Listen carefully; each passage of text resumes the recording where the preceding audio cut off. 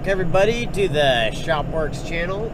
It's been a hot minute since I've actually made a video. I haven't made a video since Christmas of last year. Like before, it was about 2019. It's been a while since I made a video, and there's reasons for that. This video isn't really about that, but I'd like to give you guys an update on really why I haven't uploaded anything. It hasn't been because I didn't want to upload any videos. I switched jobs, so I went from nights back to working a day job. There has been some life things happen. 2020 happened. I did shoot some video in 2020. I just never got around to editing anything or getting anything uploaded, unfortunately. Anyway, the job switch was the biggest thing. Working nights was destroying my family life and killing me, like actually physically. I ended up in the ER back in February of last year. It was actually Valentine's Day. I was in my semi-truck, just started the work day. I had just jumped onto the freeway heading with my first load to go drop off, and I pretty much couldn't breathe. I had pneumonia like a couple months prior. Not sure if it was the bug or anything, the 2020 bug, but it definitely could have been. They weren't testing for it back then. Anyway, past all that, I wanted to do a video on an update pretty much of having my truck for over a year. Thanks to everybody in the comments on my first video that I posted on this truck. I know a lot more about diesels. When I first bought this truck, my family has owned diesels before, but personally, I know about semi-trucks. I'm a gas engine guy. I could jump in anything with a gas engine and immediately tell you if there was something wrong with it, or like, I can, just to give you a little background, I was an aircraft repairman for a long time. I could do all my own engine work. I built my Jeep. I can break down an engine block and put it back together. I could break a transmission apart and put it back together. But diesels are a whole different thing. It's a whole different type of engine, different combustion system. I had not had any real hands-on experience with owning a diesel truck. So when I bought my first truck, when I bought this truck, I spent a lot of time looking into what to look for, and I believe that I made a good purchase with the time I spent looking for this truck and learning about what to look for. That being said, I don't know much about the years of trucks. I couldn't tell you like what year the freaking they started, Ford started making the 7.3 and what year they stopped it. I couldn't tell you that. You guys are definitely a lot more knowledgeable out there. A lot of you, like real diesel guys, are a lot more knowledgeable than I am. But I can forgo problems. I can see problems coming. I'm a mechanic by nature. Anyway, so I wanted to thank you guys for, liking that video. I hope it helps some of you out, and I hope this video helps you guys out too. So it's been over a year that I've owned this truck, and I'd like to tell you guys about some of the things I've run into, some of the things that I've done over the last more than a year now. I put over 20,000 miles on the truck. I've taken it to Idaho and driven it long distances, for trips and stuff. one of the things I ran into, and this was our first trip to Idaho in the truck. You know, I was using the cruise control the whole way there, and on our way back from Idaho, the cruise control just like started acting up. It like wouldn't turn on. You know, it was not something that was really concerning, but it was something that when I got back, I wanted to look into. And it turns out that the little speed control and the axle, those get dirty, and it's a pretty common issue on these trucks. It was just a matter of like, you know, pulling it out, cleaning it up, putting it back in, and I've never had a problem since. The other thing I ran into was we went to the beach, I think like, what was it, like, it was like before 4th of July or something like that. And, you know, the beach was pretty tore up. Getting off of it, there was a lot of soft sand. I ended up throwing the truck into 4-wheel drive and getting off the beach. Well, when I got back onto pavement, I unlocked the hubs and I went to put the thing out of 4-wheel drive. And it wouldn't come out of 4-wheel drive. It was completely stuck in 4-wheel drive.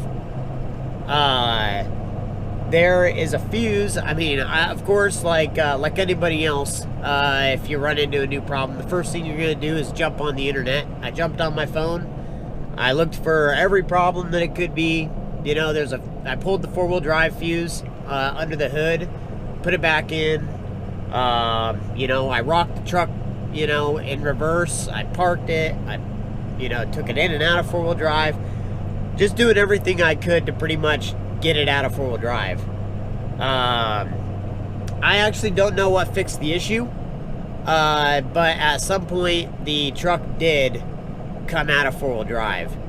After getting home and looking into it, the electric motors can get gummed up, and they'll pretty much stick themselves in 4-wheel drive. And you'll have to pull that thing out and clean it up and put like some, you know, dielectric grease on there. You know, that's pretty much what I did. I just cleaned up all the connections. I, you know, did a nice little service job on it. I threw it back in, and I've gone through a whole snowy winter with this truck, running it in 4-wheel drive, and it hasn't happened since. Let's see. Oh, okay, something about, this doesn't really have to do with this doesn't really have to do with something about the truck being, you know, a 6.0 or anything like that. One thing that you guys should look for or that I've noticed since owning it, and this is years of having, you know, driving lifted trucks too.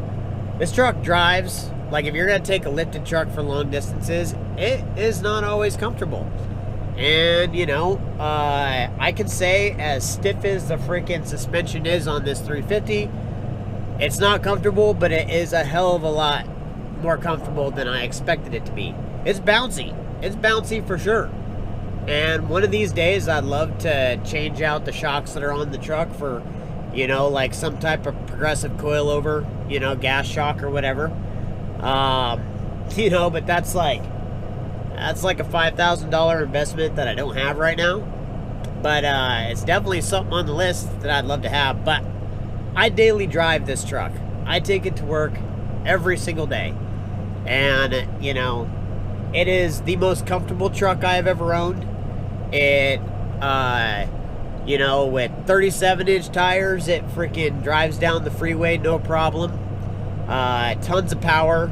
I've hauled stuff with it. Haven't had any issues hauling with it, or, you know, or the rear end squatting on the springs.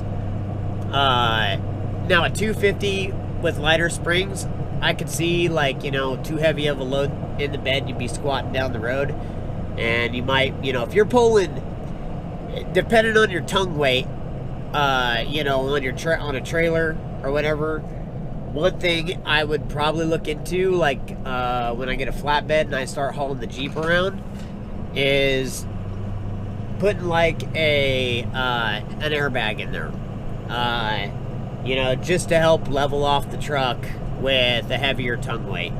But if you guys are just hauling, you know, like cinder blocks or logs or whatever, you're not really going to run into an issue with a 350. I'm not sure about a 250. You know, that's a little bit lighter of a spring pack, I'm assuming. Anyway, I can't really say anything bad about this truck. It has had little things pop up. It has had no major issues, no overheating. You know, I use a diesel additive in it almost every time I fill up. I changed the oil at, you know, I changed it at about 12,000 miles. I'll probably start doing like a 10,000. I did go a little longer with it just to see, you know, what the oil looked like. I probably should have done it sooner. So I'll probably do it, you know, with modern oil. I think you can go a lot longer than 5,000 miles. I think 10,000 miles is perfectly fine.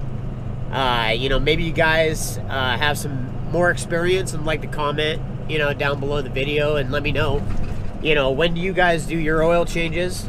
I get on the forums and I look on there to see, you know, what other guys do, what other guys have run into. That's why I made that video on the coolant pipe that I did. You know, changing out the degas bottle and changing out the coolant pipe was just something preventative. It's something that probably wouldn't have happened for years. I probably wouldn't have had any cooling issues for years, but it was cheap enough, and it was tackling something before it ever had a chance to come up. You know, last thing I wanted was to be on a trip or taking the truck to work and have that, you know, crap day where, you know, you're going to work and, you know, you start losing coolant or you overheat on the freeway. You know, I don't want to deal with that. So I look for things that, you know, I could prevent, and that was one of those things, was changing out the degas bottle, putting in that billet pipe instead of the plastic one. It's probably, I wouldn't say it's the best thing I did, but I haven't had any issues with it, so it's not, you know, I think it was a great thing to do. You know, that little sucker was a little overpriced. I think $100 for a billet pipe is a little overpriced. You know, if somebody made that in steel, I probably would have bought that, you know, for like $50. But, you know, it'll probably be something I never have to replace. And the anodizing and everything is stuck to it. So, I want to do a video on some diesel additives here soon. I bought 2 diesel additives for this truck. One by Extreme Diesel Performance, and I bought the one that, you know, a lot of diesel YouTubers out there freaking push around. I bought a bottle of the Hot Shots, and I bought the big bottles. So I'm running through the Extreme Diesel Performance brand right now, and that's like, it was like $10 or something on their website. And then they also sell the Hot Shots from the manufacturer, and that's like $20. And, you know, I wanted to see if, you know, what the difference between was the two per the cost. You know, if you know, they're supposed to run better, smoke less, you know, give you better gas mileage, which I'm not sure. You know, I'm not gonna, verdict's not out yet, but you know, we'll find out. So once I get done running through them bottles, I'm gonna do a video on pretty much what I think of the 2 products, and if it's, you know, beneficial to go with the cheaper stuff or the more expensive stuff. But I can say 100% I believe I made a wonderful decision picking this truck, and it has not given me any issues for forever now, you know, and I don't expect it to. You know, it as long as I keep up with the maintenance on the truck, I really don't believe that I will have an issue with this truck. It's already been bulletproofed, and I don't see any foreseeable problems that might come up in the future, other than things that might be related to the lift kit. you know, and I don't want to go into the things that have been added onto this truck other than the bulletproofing and, you know, cosmetically the truck itself. Because a lot of guys out there are not going to be shopping for a lifted truck. They're going to be looking at just your basic, you know, F350 or F250, 6.0 or whatever. And I could say if this was a stock truck, bulletproofed, I believe I could get as many miles out of it as any semi truck I've driven. You know, I believe with, you know, constant maintenance or upkeep, you know, with oil changes, coolant changes, you know, not being hard on the truck, driving the truck how it should be driven, not driving it like it's a sports car. I believe this truck could go 1,000,000 miles, you know, and I don't believe I've only had a few vehicles that I've ever owned that I feel that confident in, and I feel confident in the purchase I made. And so I've had a few guys in like the past year that the video's been up, you know, ask me, you know, if I had any advice for somebody that was purchasing a diesel. And I can say the best advice I can give is take your time. And I think I said that in the first video that I did, is just take your time, learn about what you need to look for, and the perfect truck will come around. Don't jump on a purchase, you know. If you don't feel comfortable with the things you need to look for, bring somebody that does. But like I said, I want to give you guys an update video on the truck. I love it. It's still my daily driver. It gets shitty gas mileage, and diesel's getting a little more expensive where I live, but that's just the way of life, and I would spend the extra money on gas just to drive my truck and feel comfortable going back and forth to work. With that said, I got some more videos planned. I don't know when I'm going to get them out. I'm going to try and get them out soon. My schedule's a little goofy. Me and the girl are in the process of trying to fix the property up, because we're thinking about selling it and getting something else, something bigger. Definitely we'll still have a shop, hopefully a bigger shop.